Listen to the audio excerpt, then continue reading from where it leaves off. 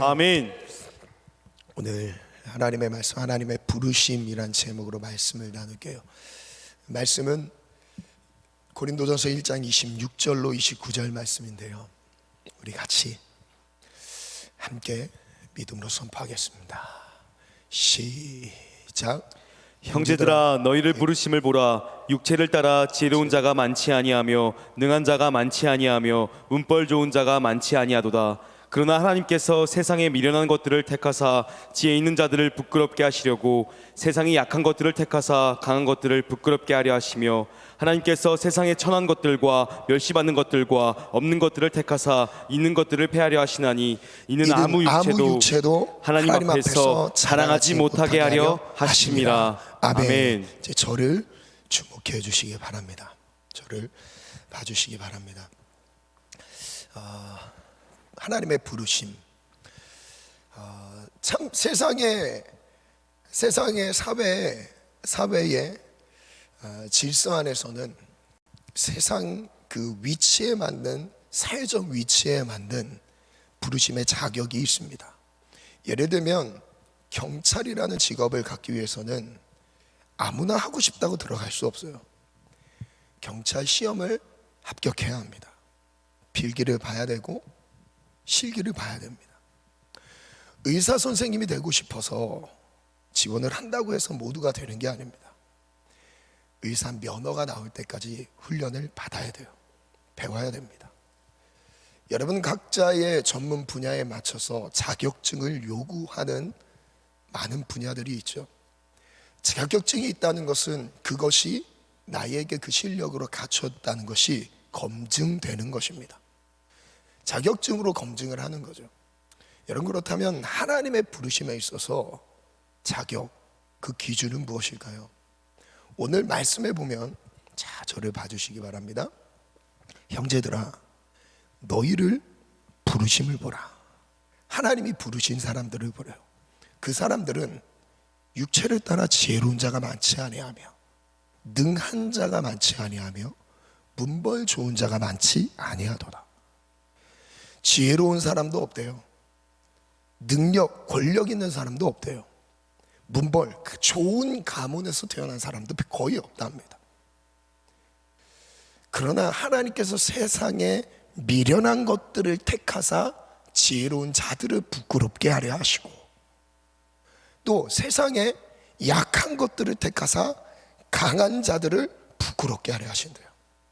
하나님께서 세상에 천한 것들과 멸시받는 것들과 없는 것들을 택하사 있는 것들을 패하려 하시나니, 이유가 딱 있습니다.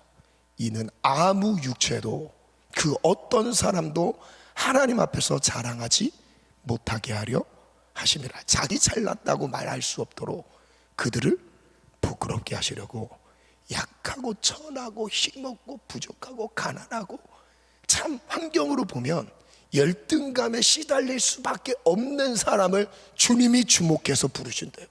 야, 신기하지 않습니까? 그래서 제가 소망이 되는 거예요.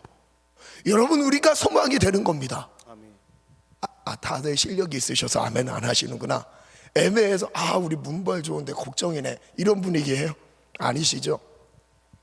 여러분, 근데 이 말씀이 기록된 고린도전서 1장의 배경을 보면 18절에 이렇게 말씀하세요. 십자가의 도가, 십자가를 말씀하세요. 멸망하는 자들에게는 미련한 것이요 구원을 받는 우리에게는 하나님의 능력이라 라고 말씀하십니다. 근데 26절 이후에 나오는 내용은 미련한 자, 약한 자, 뭐 이런 내용은 물론 우리가 봤을 때 평균 이하로 느껴지는 사람으로 해석을 할 수 있겠지만, 그렇게도 해석할 수 있겠지만, 문맥 안에서 이해를 한다면 십자가 하나 때문에 미련한 사람인 거예요. 십자가 하나 때문에 약함을 선택하는 사람, 십자가 하나 때문에 가난함을 선택하는 사람.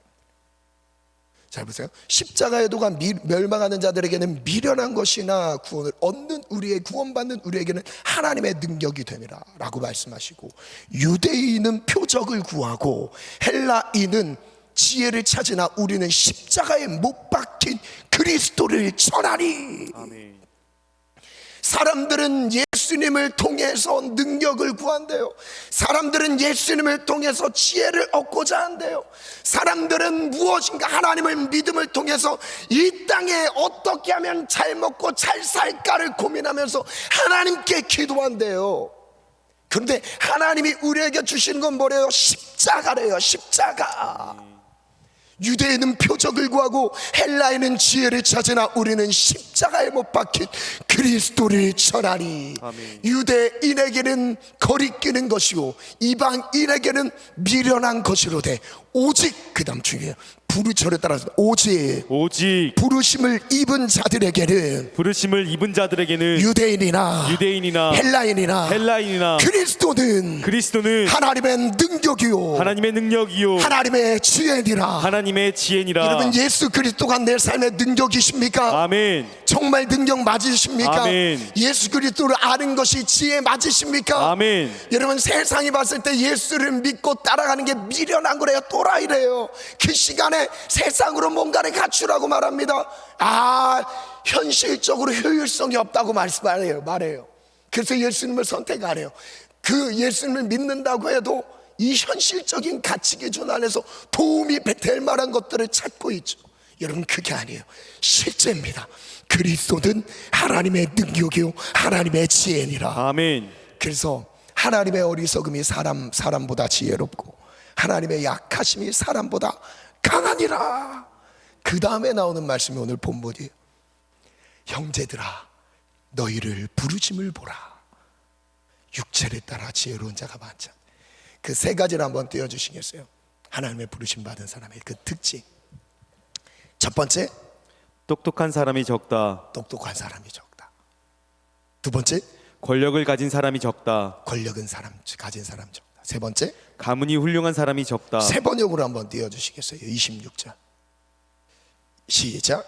형제자매 여러분, 여러분이 부르심을 받을 때에 그 처지가 어떠하였는지 생각하여 보십시오. 육신의 기준으로 보아서는 지혜 있는 사람이 많지 않고 권력 있는 사람이 많지 않고 가문이 훌륭한 사람이 많지 않았습니다. 여러분, 이유가 뭘까요? 하나님이 없어도 내 삶에 하나님을 막 만들어 놨어. 돈으로 하나님을 만들어 놨고요, 지식으로, 명예와 권력으로 하나님을 다 만들어 놨어. 하나님이 굳이 없어도 내 삶에 하나님을 찾을 필요가 없어요. 돈이 하나님인데요, 지식이 하나님인데요, 내 학위가 하나님인데요, 내 문벌 좋은 가문의 내력이, 신앙뼈대에 있는 가물이 이것이 하나님이라고 생각하죠. 여러분, 그게 아니라고 말씀하세요. 주님이 부르심을 보래요. 이 모든 것에서 갖춰지지 않은 사람이 많다라고 말씀하세요. 여러분, 이해가 되지 않죠? 나 같은 죄인을 하나님이 부르신 거 너무 이해되지 않죠? 저도 저를 돌아보면 나 같은 놈을 하나님이 부르셨어. 나 같은 놈에게 하나님이 말씀을 주셔서 안 어울려요. 안 어울려. 여러분, 어울리십니까? 지금 예배를 드리고 있는 이 모습이 내 삶이랑 어울리십니까? 안 어울리잖아요.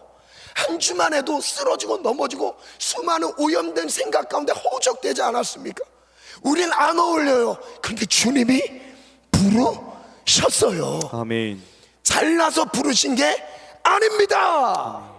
뭔가 잘해서 부르신 게 아니라는 거예요. 그 다음 한번 PPT 띄워주시죠. 그 다음 띄워주시겠어요? 하나님의 선택을 볼게요.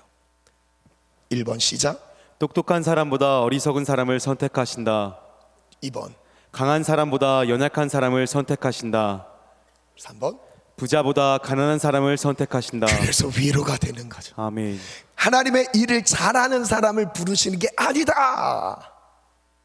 여러분, 잘해서 부름을 받는 사람이 없습니다.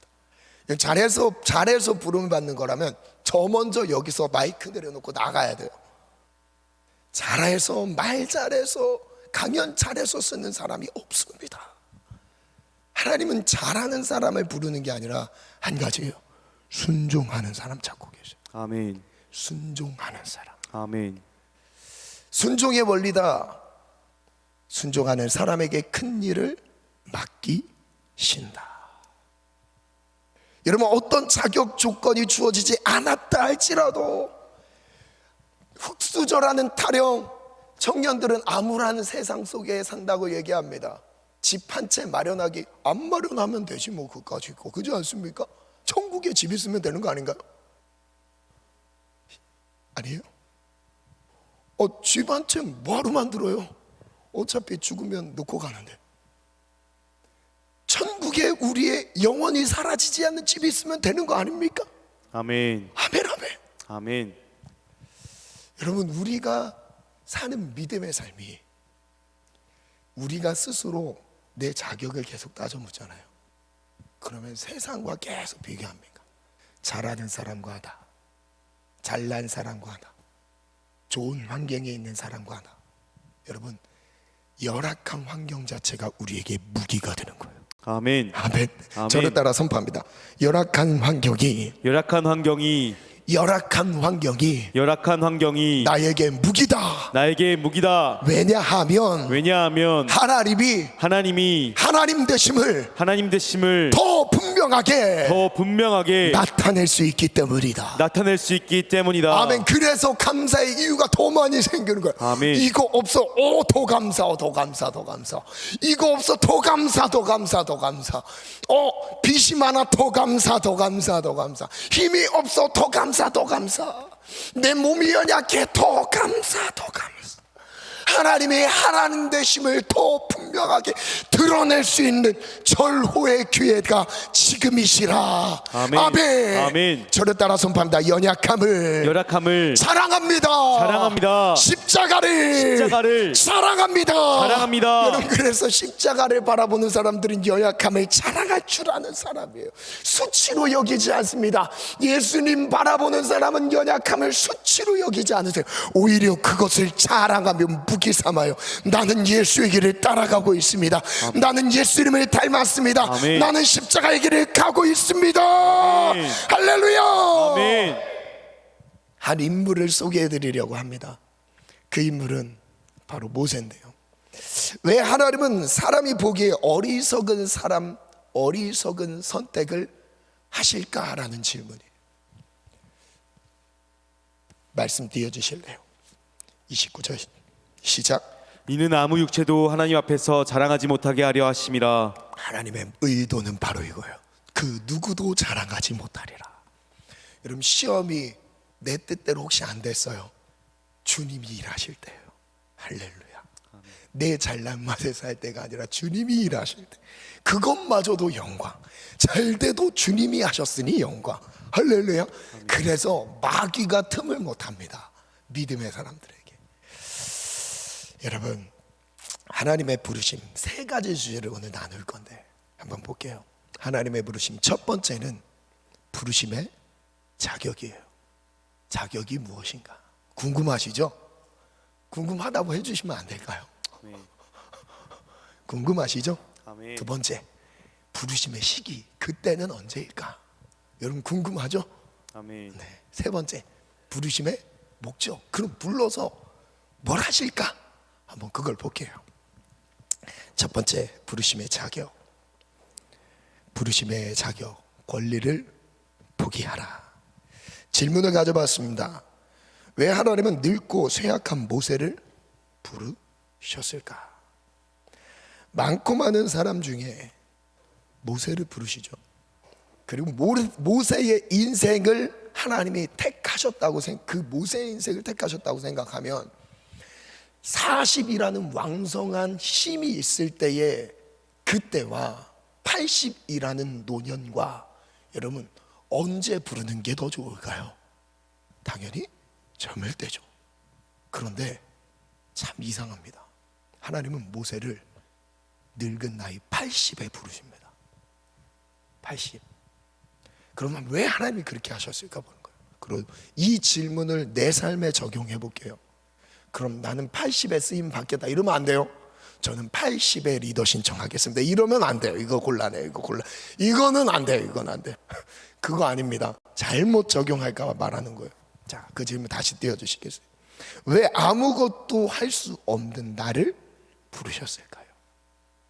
혹시 나는 아직 할 수 있는 게 많다, 해당되지 않지만 그 착각하고 있는 겁니다. 언젠간 이 고백을 하게 될 거예요. 그럼 빨리 고백하는 게 좋은 거죠. 자, 말씀을 한번 볼게요. 하나님은 연약한 모세를 부르시는데 출애굽기 3장 1절부터 3절까지입니다. 시작. 모세가 그의 장인 미디안 제사장 이드로의 양떼를 치더니 그 떼를 광야 서쪽으로 인도하여 하나님의 산 호렙에 이르매 여호와의 사자가 떨기나무 가운데로부터 나오는 불꽃 안에서 그에게서 나타나시니라. 그가 보니 떨기나무에 불이 붙었으나 그 떨기나무가 사라지지 아니하는지라. 이에 모세가 이르되 내가 돌이켜 가서 이 큰 광경을 보리라.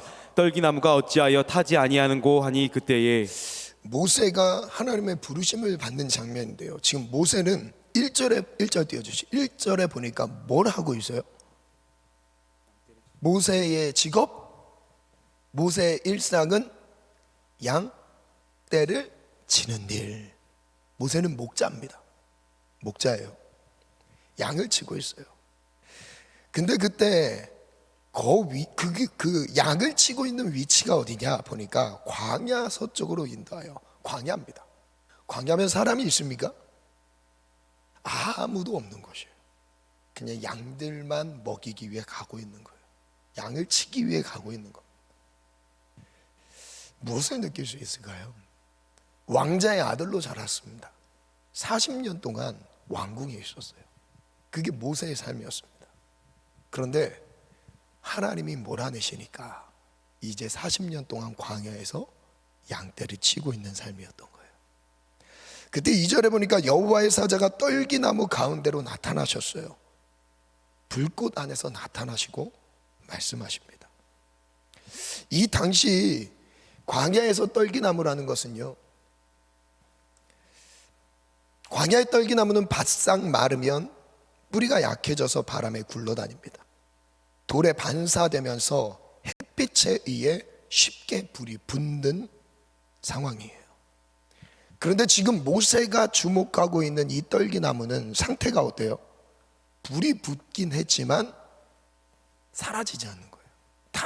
타서 없어지지 않는 겁니다. 불이 계속 붙어 있는 상태인 거예요. 이렇게 말씀하셨어요. 이 떨기나무의 두 가지 의미를 묵상해 봤어요. 한번 볼게요. 첫 번째는 이게 이스라엘 백성들의 상태라는 거. 광야에서 불붙은 떨기나무가 애굽에서 노예 생활로 고통 중에 있는 이스라엘을 의미한다. 불에 타지 않는 것은 고통 중에도 하나님이 함께 하심으로 끝까지 보존되고 있음을 의미한다. 불은 붙었지만 사라지지 않는, 고난이 있는 것 같은데 사라지지 않는 것, 죽을 것 같은데 끝나지 않는 인생, 광야에서 고통으로 내몰려 있는데 여전히 사라지지 않은 인생. 또한 이것은 이스라엘 상태뿐만 아니라 모세의 상태라는 것을 보여주고 계셔요. 40년간 광야에서 나그네 생활로 고통 중에 있던 모세의 모습과 같다.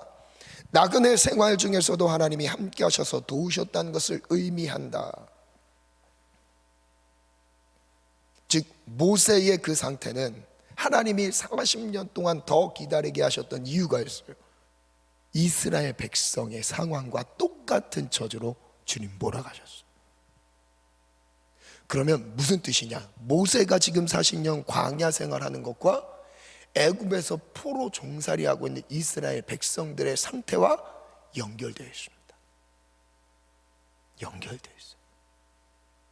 여러분, 우리에게 하나님이 고난의 상황을 허락하실 때 나만의 고난으로 끝나는 게 아니라 이 고난을 통해서 또한 그 고난 중에 있는 수많은 영혼들을 보게 하실 거예요. 이게 하나님이 모세에 대한 의도였어요. 4절부터 또 읽어볼까요? 시작. 여호와께서 그가 보려고 돌이켜 오는 것을 보신지라. 하나님이 떨기나무 가운데서 그를 불러 이르시되 모세야 모세야 하시매 그가 이르되 내가 여기 있나이다. 하나님이 이르시되 이리로 가까이 오지 말라. 내가 선 곳은 거룩한 땅이니 내 발에서 신을 벗으라. 아멘. 자격은 무엇이죠? 하나님이 쓰시는 자격은 40세의 힘이 있는 모세를 쓰시는 게 아니라 80세의 모든 권리를 포기할 줄 아는 모세를 기다리셨던 거예요. 다시요. 40세의 힘 있는 나이가 아니라 연약한 상태의 모세를 기다리셨어요. 아무것도 할 수 없습니다. 고백을 할 때까지. 지금 그때까지 기다리셨던 게 40년이었어요. 어쩌면 모세는 기대조차 하지 않고 있습니다. 내가 민족을 구원한다? 아예 생각조차 하지 못해요. 그게 지금 모세의 상태인 거예요. 제일 먼저 하나님이 어떤 자격을, 제일 먼저가 아니라 이것 딱 하나입니다. 하나. 다른 자격 조건을 묻지 않으셨어요. 거룩한 것이니 내 발에서 신을 벗으라. 신을 벗을 줄 알 때까지예요. 여러분, 이 당시 신을 벗는다는 고대 근동의 문화 안에서 이해한다면 주인 앞에서 종이 복종의 의미로 보이는 자세입니다. 복종의 자세. 나에게는 아무런 권리가 없다는 거예요. 나는 종이라는 뜻이에요. 하나님이 나를 하나님의 일을 위해서 부르실 때는 다른 조건을 묻지 않으세요. 권리를 포기하라. 너의 모든 권리를 포기하라. 나의 계획을 내려놓고, 나의 생각을 내려놓고, 나의 좋은 아이디어들을 내려놓을 줄 아는 사람, 내가 추구하는 방향들을 내려놓을 줄 아는, 내 습관과 문화를 내려놓는. 그래서 권리 포기 두 가지예요. 첫 번째, 거룩한 땅이라. 여러분, 어디가 거룩입니까? 거룩한 곳이 어디예요? 여기 본당입니까? 드리몰입니까? 어디가 거룩한 곳이에요? 하나님이 임재하신 곳이에요. 하나님의 임재가 있는 곳이 거룩합니다. 하나님이 거룩하시기 때문입니다. 그곳에는 하나님의 주권과 통치가 살아있습니다. 할렐루야. 아멘. 여러분, 하나님의 주권과 통치를 인정해 드린 그곳, 거룩이 임한 곳입니다. 하나님의 다스림이 있는 곳, 하나님의 나라가 임한 곳, 거룩한 곳이에요. 그것이 가정이 될 수도 있습니다. 여러분의 일터가 될 수도 있어요. 여러분의 학업의 현장이 될 수도 있어요. 여러분, 하나님을 모셔드리시기를 축복합니다. 아멘. 하나님 앞에 쓰는 거예요. 거룩한 곳이니 신발을 벗는 거죠. 여러분, 언제 우리가 신발을 벗을 수 있어요? 신을 벗을 수 있는 그때는 언제냐면 주님 앞에 있다는 것을 내가 인식할 때예요. 하나님, 내가 주님 앞에 섰습니다. 신을 벗으라. 한번 읽어볼까요? 시작. 주인에 대한 복종을 의미합니다. 자신의 모든 권리를 포기하고 주인의 부름에 반응하는 것입니다. 여러분, 이게 바로 자격이에요. 그럼 여기에서 리더로 신청할 날, 리더 신청으로 좀 몰아가서 죄송합니다. 나는 리더 신청할 자격이 없다라고 생각을 하는 사람들은 다른 기준을 스스로 갖고 있어서 그렇습니다. 여러분, 권리 포기가 싫으면 괜찮아요. 그냥 뭐 싫은 대로 살겠지만 이거 할 수 있으면 리더 신청 다 하셔도 돼요. 내 권리를 포기하고 신을 벗고 주 앞에 쓰고 주의 거룩하심 앞에 설 줄 아는 것, 이것만 하면 된다. 여러분, 할 수 있다. 여기 못한 사람 한번 손 들어. 나는 신발 못 벗겠어요, 주님. 한번 손 들어보세요. 나는 신발 못 벗겠는 사람. 신발끈이 너무 꼭꼭 묶여 있습니다. 못 벗겠습니다. 이런 사람이 있어요? 없죠? 웃으라고 했는데도 웃지도 않고. 신발을 벗으세요. 신발을. 내가 갖고 있는 내 신발을 벗어야 됩니다. 그때 하나님의 말씀에 순종할 수 있습니다. 결국에는 하나님이 이때를 만나게 할 거예요. 여러분, 지금 하실 겁니까? 5년 후에 하실 겁니까? 지금 하실 겁니까? 모세처럼 숱한 나이가 들었을 때 그때 하실 겁니까? 언제 하실 거예요? 언젠가 하실 거라니까요. 여러분, 하나님의 사람이고 천국에 가야 되는 사람이라면 하게 될 거예요. 신발을 벗어라. 신발을 벗어라. 아멘. 일찍 벗을 걸 후회하지 마시고 지금 벗으시기 바랍니다. 연습, 신발을 실제 벗어보세요. 지금 신발을 벗고 안 벗으세요? 신발 한번 벗어보세요. 신발 벗고 들어보세요. 순종 안 해요? 자, 우리 예배하시는 분들, 순종이 제사보다 낫습니다. 여러분, 이것도 못하는데 주님 앞에 어떻게 신발을 벗습니까? 보이지 않는 신발 어떻게 벗습니까? 신을 벗고, 신발을 벗어야 무릎을 꿇을 수 있지 않을까요? 신발을 벗어야 엎드릴 수 있지 않을까요? 여러분, 벗어보세요. 그리고 신발 들어보세요. 좋아요, 좋아요. 왜 안 벗으세요? 여러분, 네, 내려주시면 좋겠습니다. 예전에 어디 집회 갔는데 신발을 벗고 들고 기도하는 데 있었는데, 그죠? 예수전도다. 맞아. 저 적응 못했지만 순종은 했습니다. 여러분, 좀 이따 할 수도 있어요. 여러분, 무슨 의미냐면 내 권리를 포기한다는 거예요. 내 주권을 내려놓는다는 거예요. 권리를 포기했다는 건 내 모든 결정권을 내려놓고 하나님이 원하시는 뜻대로 살겠다는 거예요. 하나님이 내 삶의 주인이라는 거예요. 하나님의 뜻대로 내 삶을 드리겠다는 고백입니다. 여러분, 다시 한번 고백해볼게요. 하나님, 당신은 내 삶의 주인이십니다. 당신의 뜻대로 이끌어 주소서. 여러분, 이것만 할 줄 알면 되는 거예요. 아멘. 다른 자격증, 우리 리더 자격증 한번 발급해야 돼요. 권리 포기라고 딱 써놔서 신발을 벗으세요. 이거 딱 자격증 만들어 드릴 거 그랬으면 깜빡했네요. 이걸 했어야 돼. 어디 갈 때마다 저 자격증 있는데요, 신발을 벗었습니다. 여러분, 벗을 수 있으세요? 여러분, 이거 할 줄 알면 됩니다. 여러분, 어려운 걸 주님이 요구하시는 게 아니에요. 제가 무슨 마음이 들었냐, 하나님, 제가 무릎을 꿇고 기도하는데 마음의 무릎이 꿇어지지 않습니다. 하나님 도와주세요. 그럼 그때가 언제냐면 금식에 쌓이는 거예요. 리더 금식, 3일 금식 기간에 돌아와서 나한테도 이 쌓이는 거예요. 무릎을 분명히 꿇었거든요. 그런데 마음의 무릎이 안 꿇어져요. 왠지 아세요? 내 주권을 내가 잡고 있어서 그렇습니다. 잘 놔지지 않습니다. 여러분, 오늘 기도할 때 권리 포기가 일어나기를 축복합니다. 아멘. 내 모든 주권을 하나님께 맡겨드립시다. 아멘. 하나님, 내 삶의 주인 되어 주시옵소서. 아멘. 내 모든 결정권을 당신이 가져가시옵소서. 아멘. 내 삶의 주인은 당신입니다.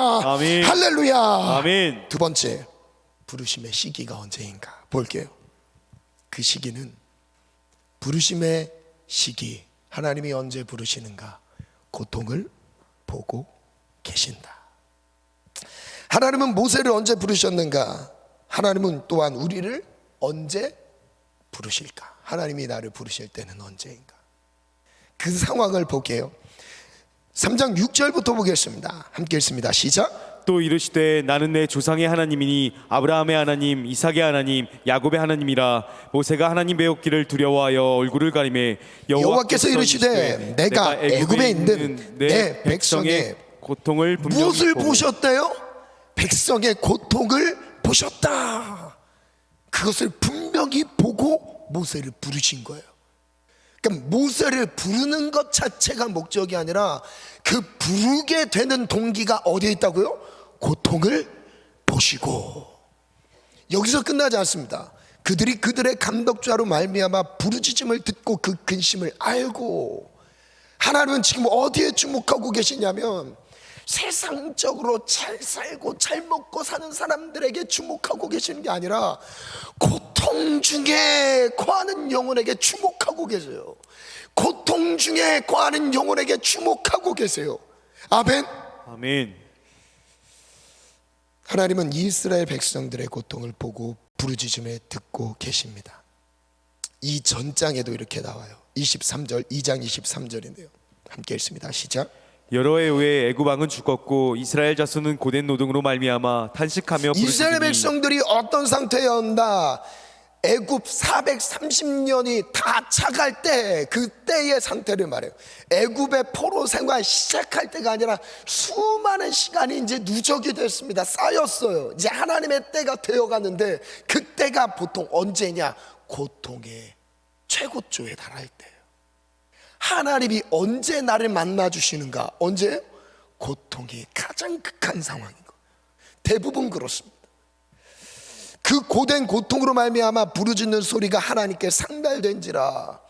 여러분, 이 이스라엘 백성들이 하나님께 살려달라고 기도한 장면입니까? 기도한 내용이 아니에요. 힘들어서 고통 중에 불부짖는 거예요. 하나님, 저 죽겠습니다, 살려주세요. 이 하나님을 대상으로 울부짖은 것도 아닐 수도 있어요. 그냥 고통이 너무 힘들어서 울부짖고 있을 때. 부르짖는 소리가 하나님께 상달되었다. 24절 시작. 하나님이 그들의 고통 소리를 들으시고 하나님이 아브라함과 이삭과 야곱에게 세운 그의 언약을 기억하사 언약을 기억하사 무엇을 보시고요? 들으시고 고통 소리를 들으시고 그 언약을 기억하셨어요. 무슨 언약이에요? 지금으로서는 이스라엘 백성들에게는 회복의 언약이에요. 회복시키시리라. 약속의 땅으로 옮겨주리라. 이 언약이죠. 우리에게는 십자가로 우리의 모든 것을 회복하리라. 우리에게 약속의 땅은 십자가입니다. 25절 하나님이 이스라엘 자손을 돌보셨고 하나님이 그들을 기억하셨더라. 하나님의 타이밍 두 가지인데요. 1번 시작. 이스라엘 백성들의 고통이 가득 찼을 때 하나님이 언제 일하신다? 고통이 가득 찼을 때. 2번 모세의 힘이 다 빠졌을 때 모세의 힘이 다 빠졌을 때. 무릎이 절로 꼴릴 때. 아무런 힘이 없을 때. 묵상 글을 적어봤습니다. 하나님의 타이밍. 하나님은 사람의 방법으로 아무것도 할 수 없을 때이다. 모든 것을 포기한 상태, 철저히 무너진 삶에 찾아오신다. 오직 하나님만 드러나는 시간이다. 하나님만이 구원을 이루셨다고 고백할 수밖에 없는 시간이다. 하나님을 만난 사람들의 공통점이 있다. 절망의 깊은 곳에서 만났다. 죄의 끝자락에서 저주받아 고통에 눌려 있을 때 그 누구도 소망을 말할 수 없는 자리에 찾아오신다. 12해 동안 혈루증 걸린 여인이 그랬다. 38년 동안 병든 사람이 그랬다. 현장에서 가늠하다 잡힌 여인이 그랬다. 소경 거지 바디메오가 그랬다. 외톨이 부자 삭개오가 그랬다. 예수님은 그런 죄인들만 찾아다니셨다. 하나님을 만나는 타이밍은 죄인됨을 직면할 때다. 우리에게 시작된 절망이지만 하나님께서부터 소망이 시작된다. 우리의 모습에선 절망, 그 절망을 말하고 있는 그 자리에서 하나님은 소망을 시작하고 계십니다. 8절부터 10절인데요. 함께 읽습니다. 시작. 내가 내려가서 그들을 애굽인의 손에서 건져내고 그들을 그 땅에서 인도하여 아름답고 광대한 땅, 젖과 꿀이 흐르는 땅, 곧 가나안 족속, 헷 족속, 아모리 족속, 브리스 족속, 히위 족속, 여부스 족속의 지방에 데려가려 하노라.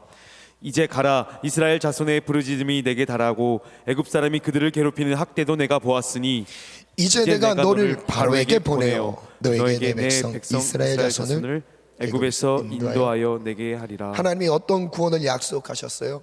두 가지를 약속하십니다. 첫 번째, 고통에서 건져내리라. 두 번째, 약속의 시작. 땅으로 인도하리라. 약속의 땅으로 인도하리라. 우리의 모든 고통을 벗겨주신대요. 우리의 모든 고통을 멈추게 하신대요. 여러분 혹시 나는 저주받은 인생인가 봐 라는 기분이 들 때 있으세요? 이번 생은 여기서 끝인가 봐. 나는 재수가 없나 봐. 아마 이런 얘기 제가 좀 들었던 것 같은데, 여러분 혹시 그런 마음이 느껴지십니까? 여러분 그때 하나님이 일하실 때예요. 주변을 둘러봐도 소망의 빗줄기 하나 들어오지 않는 그때 내 안에 계신 예수가 빛을 발하기 시작해요. 아멘. 사방이 막혔을 때 예수의 소망이 고동치기 시작합니다. 아멘. 할렐루야. 아멘. 할렐루야. 아멘. 마지막 세 번째, 부르심의 목적, 내 백성을 인도하라. 하나님 모세를 부르신 목적이 무엇이죠? 그럼 내 삶에 적용하는 질문이에요. 하나님 우리를 부르셔서 무엇을 하시려고 하십니까? 나를 부르셔서 무엇 하려고요? 하나님 나를 하나님의 일에 쓰실 때 무엇을 위해서 쓰십니까? 이 질문이었어요. 모세가 드렸던 첫 번째 질문이에요. 한번 읽어볼까요? 시작. 어떻게 이스라엘 백성을 애굽에서 인도하겠습니까? 자기의 생각으로는 이게 전혀 맞지 않는 거예요. 어떻게 이스라엘 백성을 애굽에서 인도해? 그 강한 애굽의 손에서 인도할 수 있는 게 아니죠. 이스라엘 백성에게 달리기가 빠릅니까? 뭐 무기가 있습니까? 달려가는 전차가 있습니까? 없죠. 어떤 방법으로도 빠져나갈 수가 없는데 그때 하나님이 말씀하세요. 방법을 얘기하시지 않았습니다. 뭐라고 하시죠? 11절 모세가 하나님께 아뢰되 내가 누구에게 바로에게 가며 이스라엘 자손의 애굽에서 인도하여 냅니까? 12절 시작. 하나님이 이르시되 내가 반드시 너와 함께 있으리라. 이거 어떻게 그 사명을 감당합니까? 그거 어떻게 하는 거예요? 이 질문 앞에 하나님 뭐라고 하세요? 방법을 가르치지 않으세요. 내가 너와 함께 할 거야. 아멘. 내가 너와 함께 할 거야. 아멘. 이 한 가지 말씀하셨습니다. 여러분 자격은 뭐라고요? 다 못한다라고 내려놓는 거예요. 그리고 주님은 무슨 약속을 주신다고요? 내가 너와 함께 하리라. 아멘. 저를 따라 믿음으로 선포합니다. 하나님이 나와 함께 하십니다. 감당할 수 있습니다. 아멘. 여러분 하나님이 함께 하시는 게 정답인 거예요. 아멘. 사명 감당은 내 힘이 아니에요. 내 실력이 아니에요. 하나님이 함께 하심으로 감당하는 거예요. 아멘. 하나님이 함께 하시면 할 수 있는 거예요. 아멘. 여러분 혹시 한 해의 삶을 돌아보면서 나 이제 못하겠어. 어려워. 그 마음이 혹시 들으세요? 그게 교회 사역일 수도 있고 세상의 일일 수도 있어요. 하나님이 맡기신 일을 총체적으로 말씀드리는 겁니다. 여러분 그 모든 것 안에서 하나님은 가장 먼저 뭘 말씀하시냐면 내가 너와 함께 하리라. 그럼 우린 뭐에 초점을 둬야 돼요? 하나님과 함께 하는 거에 초점을 두면 되는 거예요. 저를 따라 선포합니다. 가장 중요한 것은 하나님과 함께 하는 것이다. 여러분 다 못해도 돼요. 하나님과 함께 하고 있으면 돼요. 아멘. 좀 실력이 모자라도 돼요. 하나님과 함께 하면 돼요. 아멘. 성과가 없어도 돼요. 하나님과 함께 하고 있으면 되는 거예요. 아멘. 주님은 뭔가의 큰 업적 과업을 지금 모세에게 말씀하신 것 같죠? 아니에요. 하나님과 함께 하는 거예요. 하나님과 함께 하는 거. 내가 그 백성을 애굽에서 인도하여 낸 후에 너희가 이 산에서 하나님을 섬기리. 이것이 내가 너를 보낸 증거다. 두 번째 질문이 있습니다. 두 번째 질문 모세 시작. 하나님 당신을 누구라고 소개합니까? 그럼 하나님 함께 하신다고 하는데 그럼 하나님이 누구라고 얘기를 하죠? 하나님이 나와 함께 하셔서 그 일을 하신다고 하겠는데 그러면 그 하나님은 누구냐? 하나님이 누구냐라고 질문했던 거예요. 그때 이렇게 답하세요. 13절 모세가 하나님께 아뢰되 내가 이스라엘 자손에게 가서 이르기를 너희의 조상의 하나님이 나를 너희에게 보내셨다 하면 그들이 내게 묻기를 그의 이름이 무엇이냐 하리니 내가 무엇이라 그들에게 말하리까? 14절 시작.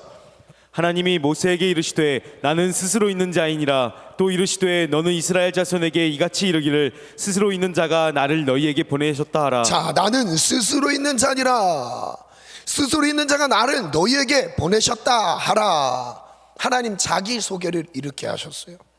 15절 하나님이 또 모세에게 이르시되 너는 이스라엘 자손에게 이같이 이르기를 너희 조상의 하나님 여호와 곧 아브라함의 하나님 이삭의 하나님 야곱의 하나님께서 나를 너희에게 보내셨다 하라. 이는 나의 영원한 이름이요 대대로 기억할 나의 치곤이라. 나는 스스로 있는 자다라는 뜻은요, 한번 이 부분을 집중적으로 주석을 살펴봤습니다. 한번 제가 연구한 부분을 여러분들이 읽어드릴게요. 나는 스스로 있는 자니라. 히브리 문법을 보면 미완료 1인칭 공성 단수 형태입니다. 아직 그 시제 자체가 끝나지 않게 열어뒀다는 거예요. 시제가 몰라요. 현재, 미래, 과거 다 적용되는 거예요. 그래서 정확하게 풀이하면 나는 과거로부터 현재와 미래에 이르기까지 계속 있을 것이다 라는 뜻입니다. 이것은 하나님이 이론이나 추상적인 존재가 아니라 시 공간을 초월하여 언제나 행동하시는 실체임을 강조합니다. 가리스 주석에서 이렇게 정리가 되어 있어요. 그래서 현재, 과거, 미래 모든 시제가 열려 있다는 것은 하나님은 시공간에 매여 있는 분이 아니라는 거예요. 어제의 하나님으로 끝이 아니라 오늘의 하나님이시면서 앞으로의 하나님이신 거예요. 지금도 살아계시고 영원히 살아계시는 분. 그래서 스스로 계신 자다라고 번역을 한 거예요. 자, 이것을 과거형으로 해석을 하면 나는 나였다 였다, 이것을 이렇게 저는 한번 적용 의역을 한번 해봤어요. 나는 조상 아브라함과 이삭 야곱의 하나님으로 구원 역사를 이루었던 하나님이다 라는 것으로도 해석할 수 있어요. 그래서 하나님께서 자기소개를 할 때 내가 아브라함의 하나님, 이삭의 하나님, 야곱의 하나님이었다, 그 하나님이 지금 너에게 말한다 라고 얘기했죠. 과거도, 과거형도 충분히 적용할 수 있어요. 그럼 현재형 볼게요. 나는 나이다 이다, 나는 지금 애굽에서 고통 중에 있는 이스라엘을 구원하기 위해 모세 너에게 나타난, 지금 네가 보고 있는, 듣고 있는 너에게 나타난 실존의 하나님이다 라는 것을 말씀하고 계신 거예요. 자, 그럼 미래형은 볼게요. 나는 내가 될 것이다가 될 것이다. 무슨 뜻이죠? 하나님이 하고 싶은 대로 하신다라는 거예요. 자, 나는 앞으로 보일 구원의 역사를 통해 누구인지 알게 할 하나님이다라는 거예요. 미래도 열어놨어요. 자, 반주 준비해 주시고 마지막 하나님의 이름을 정리해 보겠습니다.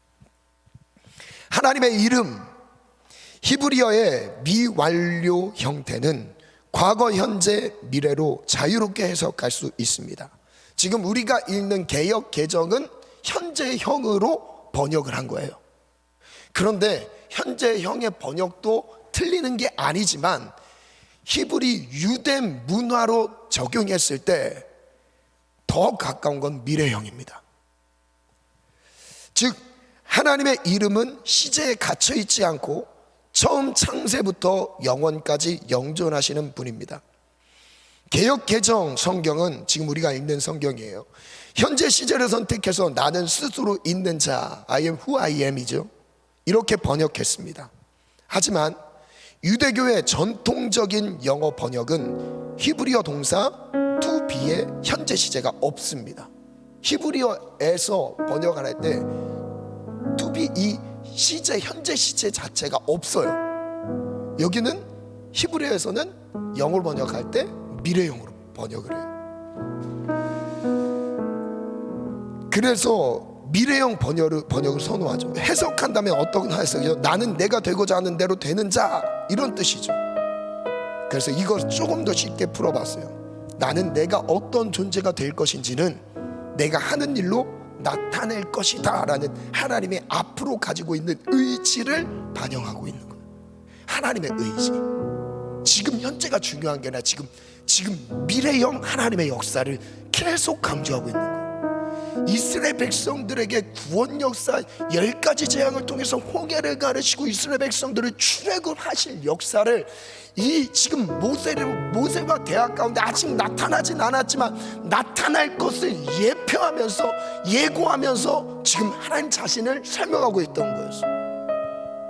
그러므로 여호와 야훼란 이름은 절대적인 능력으로 이스라엘과 함께 하시며 구원하실 것을 의미합니다.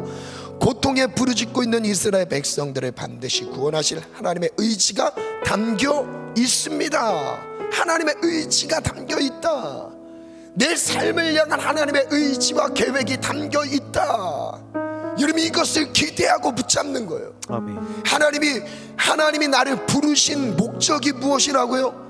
그 고통 소리를 들으시고 이제 구원 역사를 이루시기 위해서, 인도하시기 위해서, 고통에서 벗어나 하나님의 약속의 땅으로 인도하시기 위해 나를 부르셨다. 아멘. 부르셨다. 아멘. 나도 부르시고 나를 구원하시기 위해 부르셨고, 또한 나를 통해 구원 받아야 될 수많은 영혼들을 위해서 부르셨다라는 거예요. 여러분, 이 시간 첫 번째 기도 제목 읽고 우리 찬양함으로 나아갈게요. 세 가지 기도 제목 중에서 첫 번째 것만 먼저 할게요. 우리 믿음으로 선포할게요. 시작. 부르심의 자격은 나의 모든 권리를 포기하는 것입니다. 나의 모든 것을 내려놓습니다. 누릴 수 있는 권리를 철저하게 포기했습니다. 그리고 하나님의 임재를 사모합니다. 하나님의 주권과 통치를 인정합니다. 나의 모든 권리를 내어드리고 하나님이 원하시는 뜻을 이루어드리기를 원합니다. 여러분, 이 고백이면 됩니다. 아멘. 권리 포기, 이 마음을 가지고 우리 광야를 지나며 찬양할게요. 혹시 너무 큰 고통 중에 너무 답답한 큰 마음을 갖고 있는 지체들이 있으십니까? 이번 주에도 정말 그 아슬아슬한 상황 속에 놓여 있는 지체들 몇 명 만났어요. 그런데 결국 예수가 답이더라고요. 그 예수가 답이라는 것을 전해줬을 때 순식간에 그를 묶고 있던 것들이 풀어지는 걸 봤습니다. 여러분, 공황장애 때문에 혹시 힘드세요? 밤잠을 못 자시는 분이 혹시 있으세요? 여러분, 예수가 답이에요. 예수가 답이에요. 여러분, 어떻게 하나님이 예수로 나를 다시 살리시는지를 보시기를 바랍니다. 여러분, 하나님이 나를 모든 권리를 포기하고 내려놓고 신을 벗으라고 말씀하십니다. 이 시간 찬양으로 나아가겠습니다. 찬양님 같이 찬양해 주세요. 왜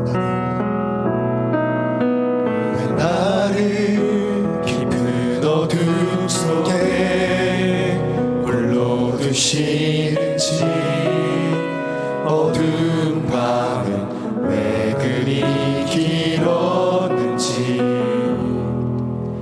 나를 고독하게, 나를 낮아지게, 세상 어디도 기댈 곳이 없게 하셨네.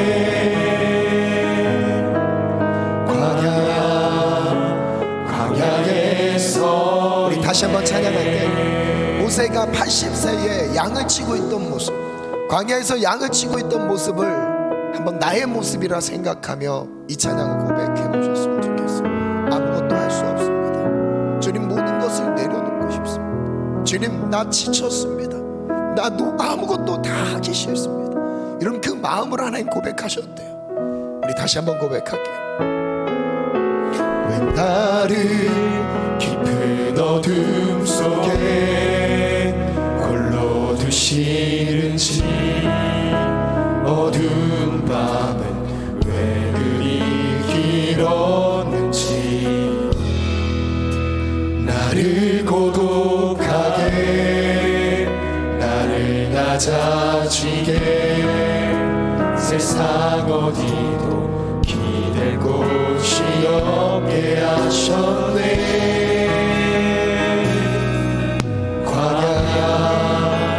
광야에 서 있네. 다시 한번 왜 나를 깊은 어둠 속에 홀로 두시는지, 어두운 밤은 왜 그리 길었는지, 나를 고독하게, 나를 낮아지게, 세상 어디도 기댈 곳이 없게 하셨네.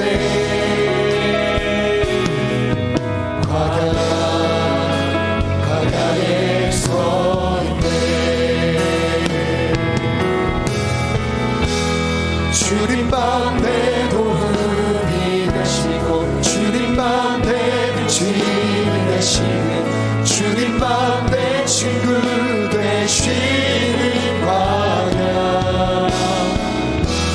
주님 손 놓고는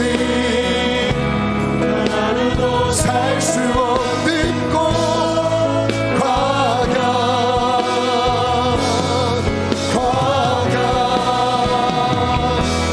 주께서 나를 사용하시며, 나를 더 정결케 하시며, 나를 택하여 보내신 그곳 광야. 성경이 내어 하네. 다시 태어나게 하는 곳,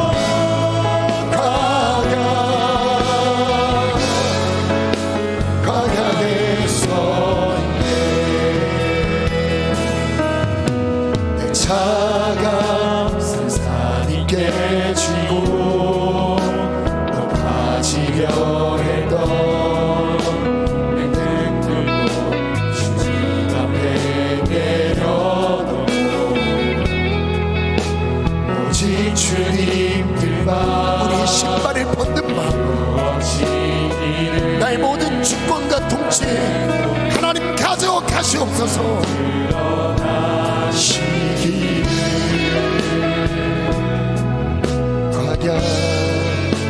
광야를 지나. 우리 시간 첫 번째 기도 제목 하나님께 올려드리면서, 하나님 부르심의 자격은 한 가지입니다. 내 모든 권리를 내려놓습니다. 나의 모든 주장을 내려놓습니다. 내 삶의 모든 주권 결정권을 내려놓습니다. 하나님, 당신이 내 삶의 주인 되어 주옵소서. 하나님, 말씀하신 대로 따라가겠습니다. 말씀하신 대로 순종하며 받으리라. 내 모든 삶의 주인은 하나님 되심을 고백합니다. 우리 두 손 높이 들고 주여 답장 기도합니다. 주여, 주여, 주여.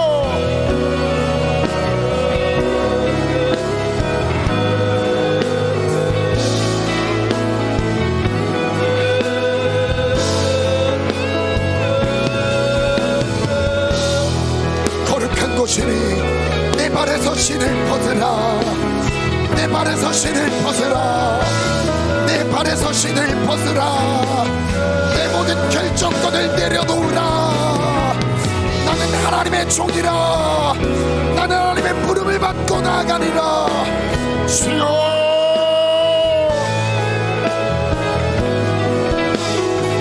철저하게 포기합니다. 내 모든 것을 내려놓습니다. 잘하고 못하고가 아닙니다. 순종하느냐, 말씀대로 가겠느냐, 말씀대로 살겠느냐. 주님 묻고 계십니다. 주여,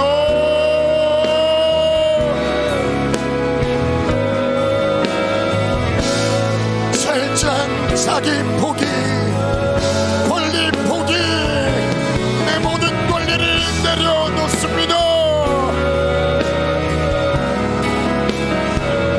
하나님의 부르심에 차겨 나의 모든 것을 내려놓으라. 나의 모든 것을 내려놓으라. 지금 내려놓으라.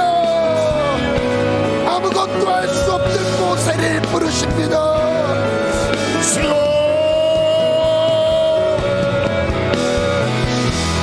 주여,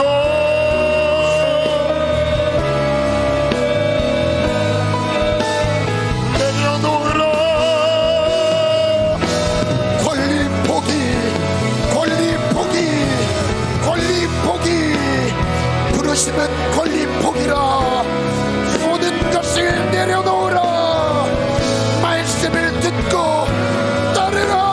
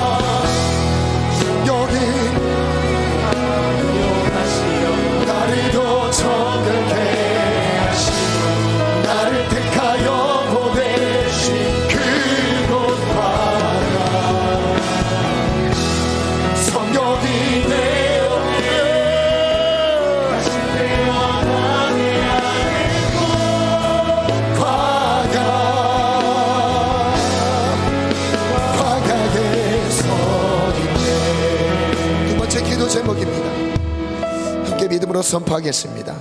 시작. 하나님의 타이밍은 나의 죽음이 확인되는 자리입니다. 그 시간은 우리에게는 절망이지만 하나님에게는 소망입니다. 하나님의 마음을 알기 원합니다. 이스라엘의 고통 소리를 들으신 하나님이 오늘 우리의 고통 중에 부르짖는 소리를 듣고 계십니다. 아무도 돌보지 않는 곳에서 고통 중에 한 영혼을 돌보시는 분입니다. 하나님의 마음으로 죄인들의 고통 소리를 듣게 하소서. 우리 두 가지예요. 하나님 나의 고통을 살펴주소서. 두 번째, 고통당하고 있는 영혼의 소리를 듣게 하소서. 아멘. 하나님 아버지의 마음을 내게 허락하여 주시옵소서. 아멘. 우리 다 같이 주님 세 번 착각하시면서 기도합니다. 주여, 주여, 주여. 하나님 우리를 불쌍히 여기소서. 고통을 듣고 계신 하나님, 하나님 나의 고통을 살펴주옵소서. 하나님 나의 고통을 주옵소서.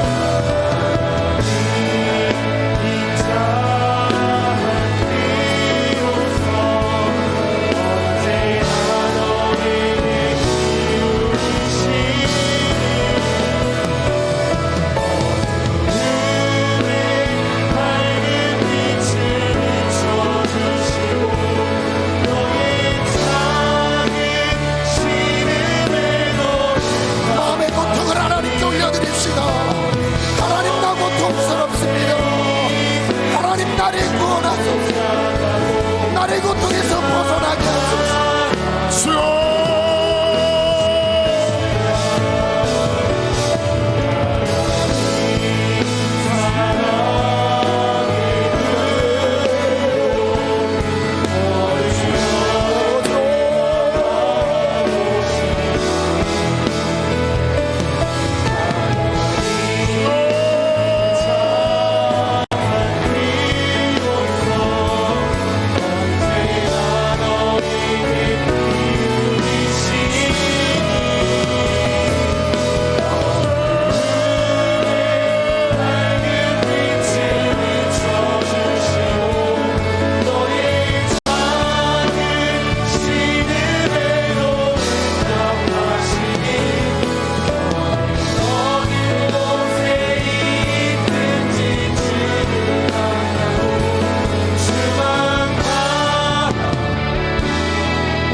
마지막 기도는 우리 모두 자리에서 일어나서 기도하기 원합니다. 마지막 기도. 하나님이 우리를 부르신 이유, 그 목적은 어디로 향하고 있습니까? 한 고통당하고 있는 그 한 영혼을 구원하고 인도하기 위해 나를 부르셨습니다. 그 위에 두 가지 질문을 모세가 가졌습니다. 그것을 어떻게 합니까? 하나님 방법을 가르쳐 주지 않으셨어요. 내가 함께 하리라. 여러분, 하나님이 누구와 함께 하실까요? 마태복음 28장에 보면 세상 끝날까지 너희와 함께 하리라 약속하셨어요. 그런데 전제 조건이 있습니다. 누구에게요? 복음을 전하는 자에게. 복음을 전하는 사람은 십자가의 길을 가기 때문에 주님이 보호하셔야만 합니다. 근데 그 길을 따르지 않는 사람은 보호할 필요가 없어요. 보호의 대상이 아닙니다. 여러분, 하나님이 내 삶을 보호하신다는 그 약속, 함께 하신다는 그 약속은 언제 주어지는 거예요? 사명과 함께 주어지는 거예요. 하나님의 일과 함께 주어지는 거예요. 여러분, 그것이 여러분 꼭 교회 사역을 다 감당하셔야 됩니다 라고 말한 게 아닙니다. 여러분, 그것이 세상 속에서의 하나님이 맡겨주신 일이든 내게 지금 교회 가운데서, 교회 현장 가운데서 하나님 맡겨주신 사역이든 그 모든 것이 하나님이 함께 하셔야만 감당할 수 있는 거예요. 아멘. 하나님이 함께 하셔야만 할 수 있는 거예요. 아멘. 그래서 하나님 함께 해주세요, 이 고백이 필요한 거예요. 아멘. 그럼 어떤 하나님이라고 소개해야 됩니까라는 거예요. 스스로 있는 자다. 하나님의 이름을 가르쳐 주셨어요. 그 이름이 바로 예수의 이름인 거예요. 아멘. 어제도 계셨고 오늘도 계시고 앞으로 장차 계실 이름, 영원까지 계실 예수의 이름. 그 이름 우리 가운데 주셨습니다. 그 이름이 우리 가운데 있습니다. 우리 믿음으로 선포합니다. 시작. 하나님의 능력, 그 이름을 알기 원합니다. 우리와 함께 하심을 더 깊이 느끼기 원합니다. 구원의 능력을 베푸시는 영원하신 하나님을 믿고 의지합니다. 역사하신 하나님이 오늘 나와 함께 계시며 앞으로 나를 통해 놀라운 구원 역사를 이루실 것을 믿고 의지합니다. 믿고 의지합니다. 그럼 이 시간 하나님 나와 함께 하시기를 간절히 사모합시다. 두 번째 찬양, 하나님 도와주옵소서. 나와 함께 하소서. 우리 간절하게 부르짖읍시다. 간절하게. 하나님, 내가 주의 사명에 뛰어듭니다. 하나님, 나와 함께하여 주소서. 두 손 높이 들고 주여 삼차 기도합니다. 주여, 주여, 주여.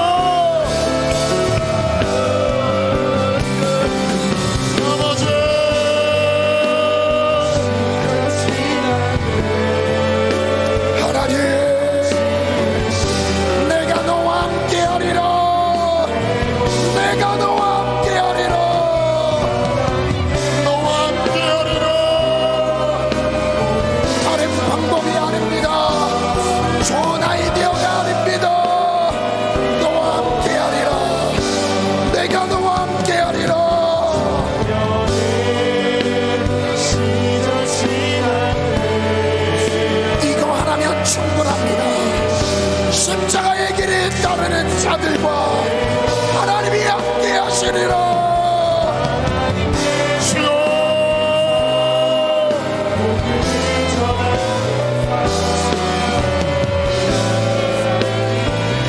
사명 따라 삽시다. 사명 따라 갑시다. 십자가의 길로 나아가라. 십자가의 길로 나아가라. 우리에게 예수의 이름을 주셨습니다. 그 이름의 능력을 주셨습니다.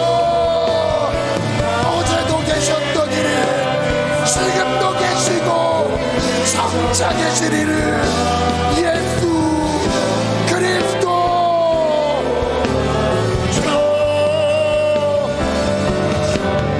내 시절 지날 때 날 지으신 주님 뜻대로 하나님 예배하는 삶, 복음을 전하는 삶, 그렇게 살길 기도합니다. 성령의 시절 지날 때 이로 미루지 맙시다. 지금 감당하셔야 합니다. 지금 사명 감당하셔야 합니다. 지금 감당하라. 지금 감당하라. 주여,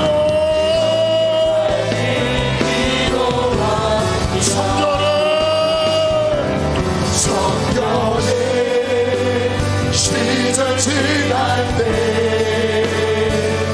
날 지으신 주님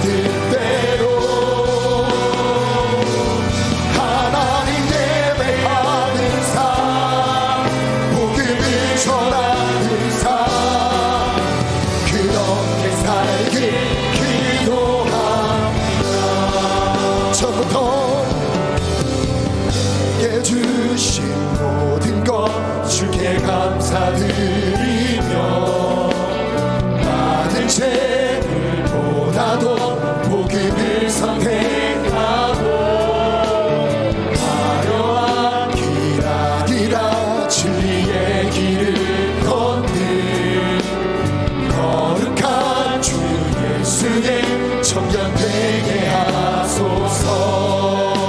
2절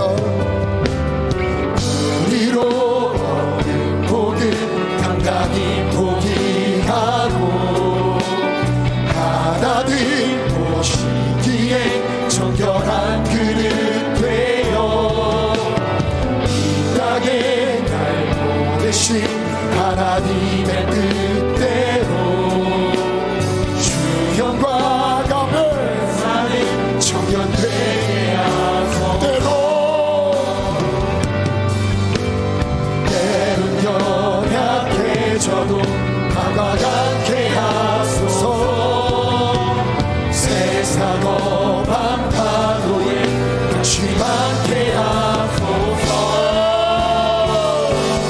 청년의 시절 지날 때 우리의 젊음이 언제나 있지 않습니다.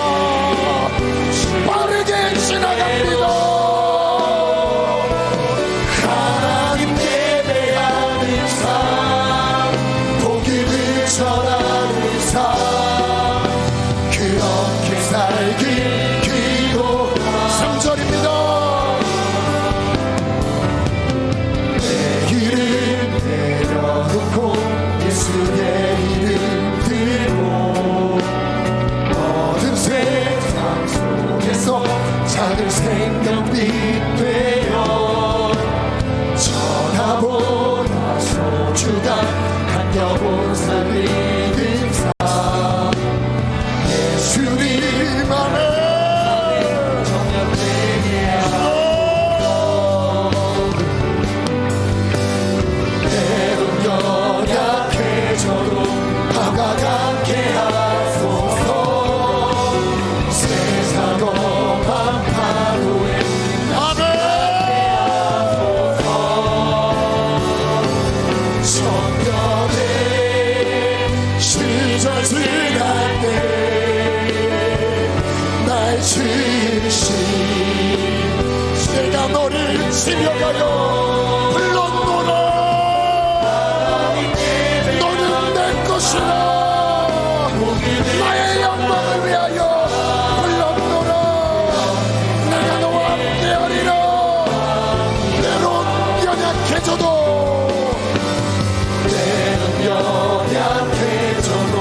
다가가게 하소서. 세상 어방 파도에 낙심하게 하소서. 다시 일어납시다. 청년의 시절 지날 때 아멘. 목숨이라도 드릴 수만 있다면 기꺼이 내어드리겠습니다. 내 생명이라도 기꺼이 내어드립니다. 아멘. 때론 연약해져도 나와 함께 하소서.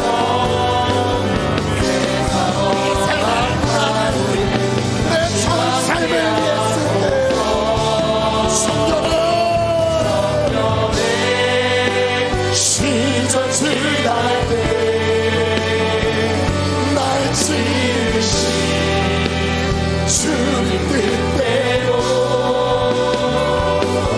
하나님 예배하는 삶, 복음을 전하는 삶, 그렇게 살길.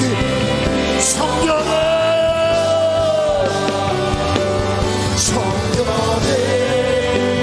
시절 하나님이 가장 아름답게 보시는 사랑하는 청년들, 우리 귀한 청년들을 축복합니다.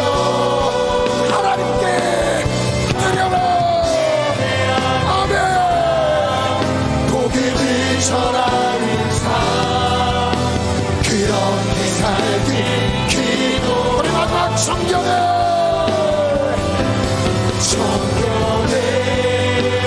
시절 지날 때 날 지으신 주의 뜻대로 하나님 예배하는 삶,